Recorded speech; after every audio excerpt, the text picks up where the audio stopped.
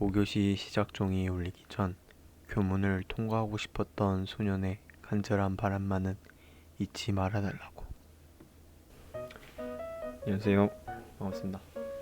이번 협성문화재단에서 개최한 주니어 북투버 콘테스트에 나오게 된 17살 정성을 합니다.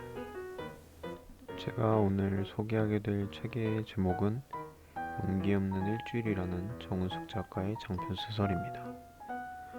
먼저 이 도서를 고른 가장 큰 이유는 표지에 있는 그림 때문인데요.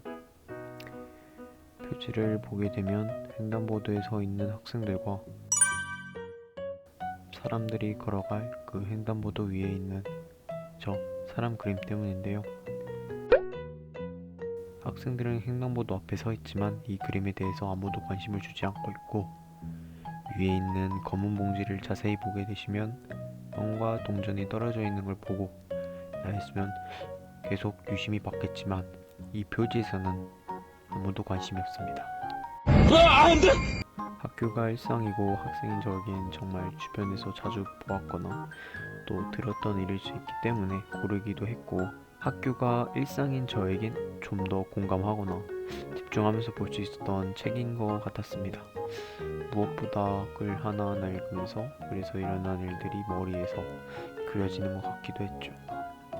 아무튼 용기 없는 일주일이라는 정은숙 작가의 장편 소설 한번 보러 가실까요? 이 책에서는 굉장히 소심하고 아이들이 장난을 쳐도 웃으면서 넘어가는 굉장히 순둥순둥한 아이 박용기 학생이 있습니다. 박용기 학생은 오늘도 어느 때와 같이 아이들이 용기야, 빵 좀 사와라 라며 용기에게 오늘도 심부름을 시키는데요. 어느 때와 똑같이 학교의 담을 넘고 편의점으로 가 아이들이 말한 빵을 사면서 학교 앞 횡단보도에서 가만히 신호를 대기를 하고 있었습니다.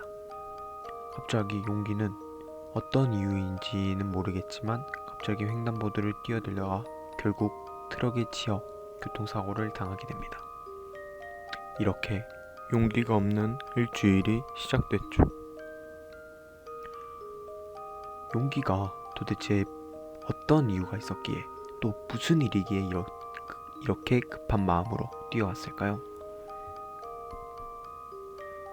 일단 이 책에서는 학교란 곳은 작은 사회와 같다고 말합니다. 학교란 곳은 배움의 숲이기도 하지만 인간이 숲을 파괴하듯 그 평화를 깨는 이도 있다고 합니다. 이처럼 경쟁에서 이기지 못하면 결국 소외, 속히 말해 왕따 찐따가 된다고 학교 안에선 말할 수 있습니다. 아마 용기는 굉장히 순진하면서도 말이 없었던 아이이지만 사회의 경쟁에서 제일 뒤처진 아이가 아니었을까요?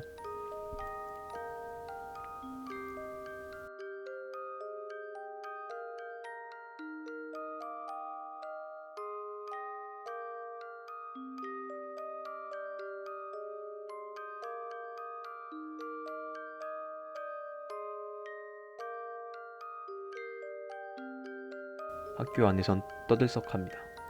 야, 용기가 사고를 당했대. 혼돈이? 용기가 사고가 났다는 얘기가 학교 안에선 크게 퍼졌죠.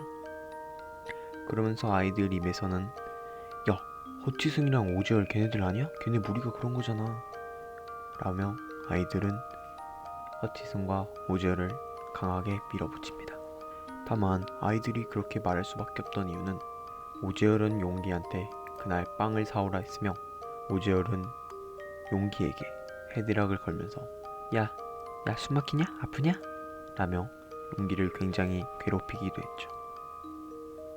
그러면서 허치승은 그 무리의 가장 위에 속해 있기도 했고 또 그날 같이 빵을 사오라고 시키기도 했습니다.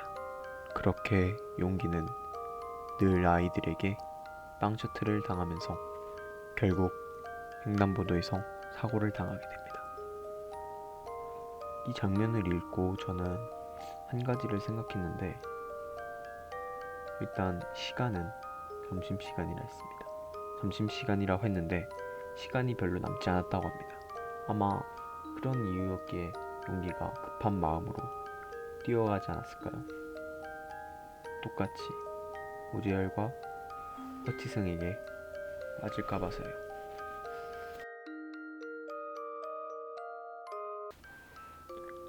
학교 홈페이지 게시물에 한 가지가 올라오게 됩니다. 박용기 교통사고의 진실이라는 제목으로 말이죠. 재빈이는 학교 홈페이지에 올라간 박용기 교통사고의 진실이라는 게시물을 클릭해봤는데요. 딸깍! 거기서 재빈이는 의외의 인물을 찾게 됩니다. 당사자 2명의 이름은 누구나 알고 있었던 허치슴과 오절. 거기서 의외의 인물을 찾게 되는데요. 바로 자기 자신이었습니다. 재빈이는 그 글을 읽고선 순간 내가 왜? 라는 의문이 떠올랐지만 크게 부정하지는 못했습니다. 왜일까요? 점심시간 담임이 재빈을 부르게 되는데 담임은 재빈이에게 먼저 말을 걸었습니다. 재빈아, 정말 너 아니지? 그러자 재빈이는 네 라며 말을 했지만 고개를 푹 숙이게 되는데 왜 재빈이는 고개를 숙이면서 떳떳하지 못했을까요?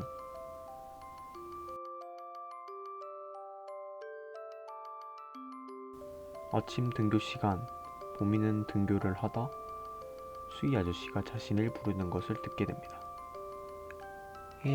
네가 윤봄이지? 월요일 점심시간에 외출했던 애? 라며 말이죠. 보미는 어리둥절하였을 때 수희 아저씨가 얘기 좀 하자 라며 보미를 급하게 데리고 물었습니다. 그날 사고난 남자의 전화 안 받았지? 보미는 굉장히 놀랐지만 엄청난 계산력으로 겨우 아니에요 라며 대답했지만 아저씨는 뭘 알고 있는지 확신이 찬 얼굴로 말했습니다. 왜 전화를 받지 않았냐? 허나 보미는 전화가 온 건 맞지만 그의 전화는 아니라며 발뺌을 하던 보미에게 아저씨는 한 방을 먹이는 확실한 증거를 말했습니다. 왜 그 애가 너에게 손을 흔들었니? 하지만 수희 아저씨는 보미에게 이렇게 말합니다. 혹시 그 시간에 내가 어딨냐고 말한다면 수의실에 있었다 말해줘. 보미는 엄청난 속도로 다시 계산을 하게 됩니다. 그걸 누가 물어본다는 거예요? 아저씨는 입을 열었다. 어제 말이야. Y방송국에서 취재 나왔어. 보미와 치승, 재빈이는 각자의 이유로 인해 셋이 만나서 용기 사건의 진실을 또 세 번째의 가해자는 누구인지 찾아가는 스토리를 담은 용기 없는 일주일. 이처럼 누가 제3자인지 끝까지 알지는 못합니다.